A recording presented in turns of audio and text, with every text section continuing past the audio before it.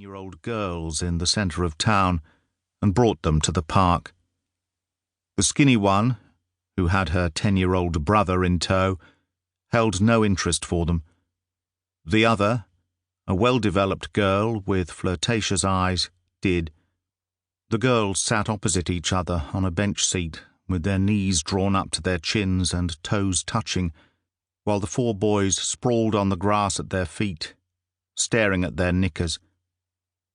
Wearing knee-high boots, miniskirts, and crocheted see-through tops with black bras underneath, the girls understood exactly where their power lay, and it amused them.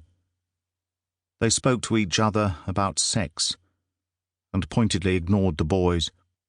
The response was lackluster. The boys passed round a bottle of stolen vodka, but showed no interest in the crude flirting, and, without an endgame, all sport grows tedious, even cock-teasing. The skinny girl, annoyed by the boys' lack of interest in her, teased them for being virgins. But the taller girl, Sil, swung her legs to the ground and shuffled her skirt down her bum. "This is silly," she said. "Come on, Lou. We're going back downtown." Her friend, a small, undernourished clone, with smudged black eyes and pale pink lips, performed her own skirt-wriggling act and stood up. They both aped the fashion sense of Cathy McGowan from their favourite pop show, Ready, Steady, Go, with belts worn at hip level and hair ironed straight to fall in heavy fringes over their forehead. It suited Sil, whose face was strong enough to take it, but Lou, who was tiny, like Twiggy, wanted to cut her hair in an urchin style. Sil wouldn't allow it. It was part of their friendship pact that they looked alike, or as near alike as was possible for a well-developed teenager and one who had to stuff Kleenex down her bra. "You coming or what?" Sil demanded of Lou's 10-year-old brother, nudging him with her toe. "Your dad'll string you up if the busies catch you, Billy. You see if he don't." "Leave me alone," the child mumbled tipsily. "Jesus!" The drink had made her quarrelsome, and she cast a scornful eye over the prone bodies. "Blokes are so fucking pathetic. Me and Lou's had the same as you, but we ain't passed out." "Don't push your luck," said one of the boys. He wasn't the tallest, but he was dark-haired and dark-eyed, and to her immature mind he looked like Paul McCartney. Another, a freckle-faced redhead, reached a hand up Lou's thigh. "Slag," he jeered, squeezing hard. She squeaked and pulled away, smacking at him.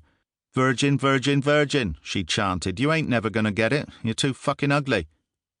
He made a grab for her foot, and she wailed at Sil to get him off. "He's gonna pull me over." The taller girl put a boot on his chest. "Let her go." He relaxed his hold with a grin. "What do you expect? You're a couple of tarts, ain't you?" She manoeuvred a stiletto heel over his nipple. "You want to say that again?" He was visibly pubescent, with hair above his lip and acne crowding his neck. And he was too drunk to be intimidated. "You're a fat tart," he slurred lazily. "And you've been laid so often I could park a car up your cunt. Want me to try?"